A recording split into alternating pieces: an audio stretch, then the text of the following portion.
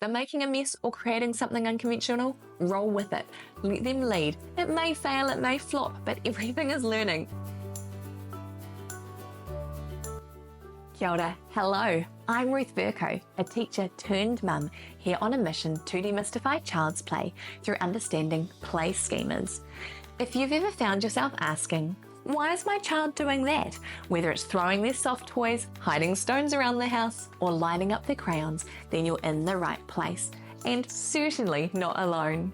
Here, we'll explore the magic of play through the lens of play schemas, those hidden, repeated patterns in your child's behaviour that holds the key to unlocking more meaningful play and connection. Through understanding play schemas, you'll be able to move beyond those one-off activities and understand the why behind your child's play. Join me each week as we dive into playful insights that will help you bring more joy, connection, and understanding into your parenting journey and set the stage for a lifetime of learning. Let's dive on in. Hello there, and welcome back to Demystifying Child's Play.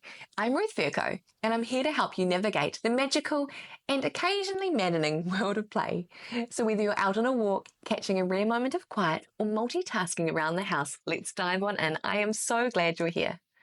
Now, have you ever found yourself playing with your child, but suddenly realize you're the one taking charge? 1 minute you're building blocks together, and the next you're shouting, "No, that block goes there. Oh, stop that window. We need to do this." Don't worry, you're not alone. This is part 3 of a 3-part series. Or, well, at least it was going to be a 3-part series, but after receiving some comments about involving play schemas not just playing with adults, but if they could help with tasks around the home, I thought it'd be a great one to tack on, so I've decided to extend this series for 1 more week.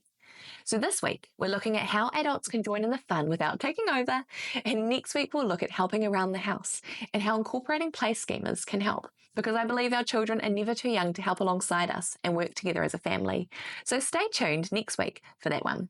Our previous 2 were independent play and playing with siblings or friends, so make sure you check out those past episodes too.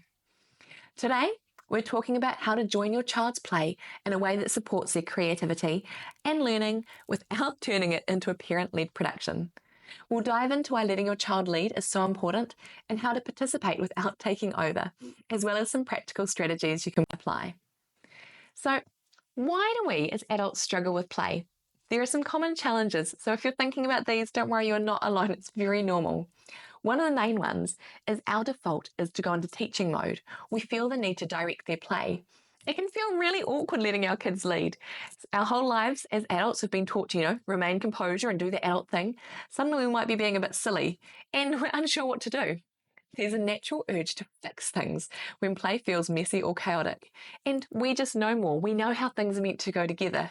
We've been on this earth a few more summers than our little one, so it's super easy to jump in and try and correct them without giving the chance to learn on their own. But this is why it's so important to let the kids lead. It supports their development.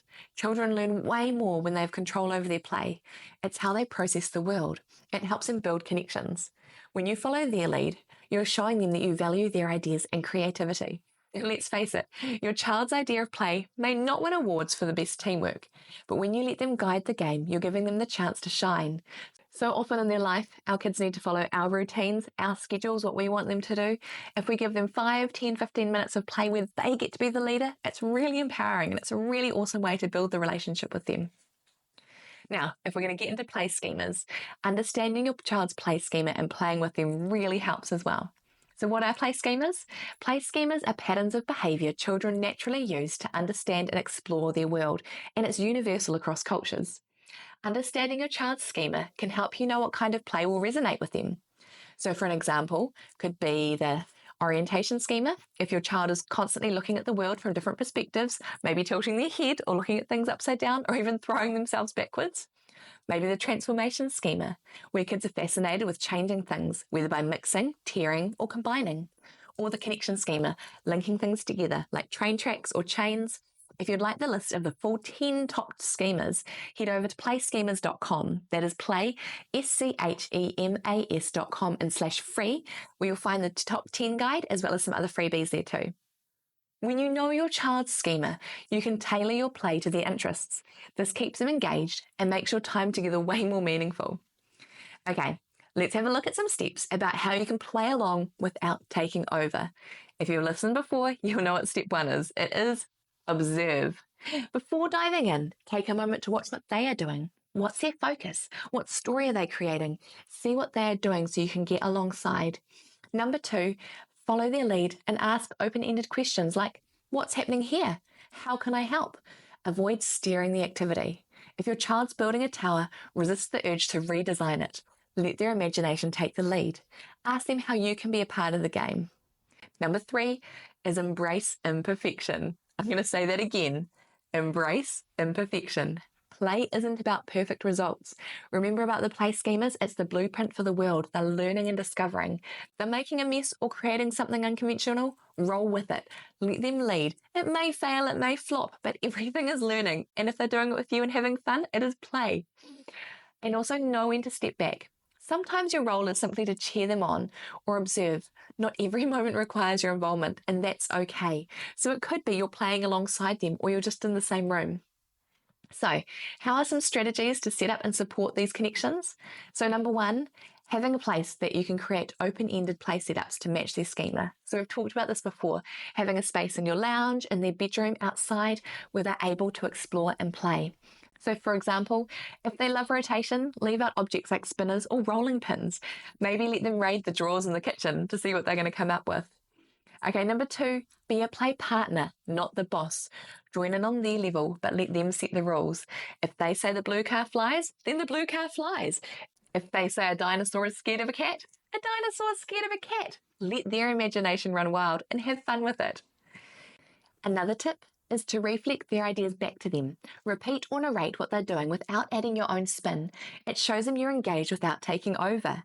So for example, if the dinosaur is scared of the cat, you could say, oh my goodness, I can see that really scary cat there. Run, dinosaur, run. Something they're already doing, but you're just enhancing it and letting them know that you're engaged. Recently, when playing with one of my children, he was lining up all his toys in different categories and groupings. For me, it wasn't the categories and groupings that I would have chosen, but I knew that I had to just step back and listen to him. And it was really interesting when I let him choose and say what the reasons were for his groupings. He had reasons, just weren't the same as mine. Now, I had a listener story who came through from someone and they said, my son loves transporting toys in a wheelbarrow, but I'm running out of space for his deliveries. Do we have any ideas? So for this, you're already transporting outside, which is great. So hopefully you've got a great space to transport. What you could try and do is provide other things to transport in. It could be an old handbag. It could be a bucket. It could be a shell. If you try different size things, it might take them longer to transport things or shorter to transport things. And you can even add in obstacle courses. So they're transporting, but it takes them a little bit longer to get where they need to go. Okay, so some common pitfalls to avoid is overcorrecting. It's really tempting to fix things when kids don't do them right instead of celebrating their creativity. Just like I was saying with the positioning schema and my child wanting to line things up, it was so tempting to say, oh, that's not quite the right grouping. But I have to remind myself, he's 3.5 and he's actually grouping them really well according to what he thinks. And as he grows, his grouping will mature. So I had to resist overcorrecting him. Another pitfall as parents is overcomplicating play. Simple is often better. Let them guide the complexity of the activity. So you might find that you're playing with a 2-year-old and a 3-year-old in very different ways, and that's okay. Let them be at their level. They're only kids once. Another one is expecting immediate engagement. Kids might not always respond right away. Be patient and give them time and space to explore.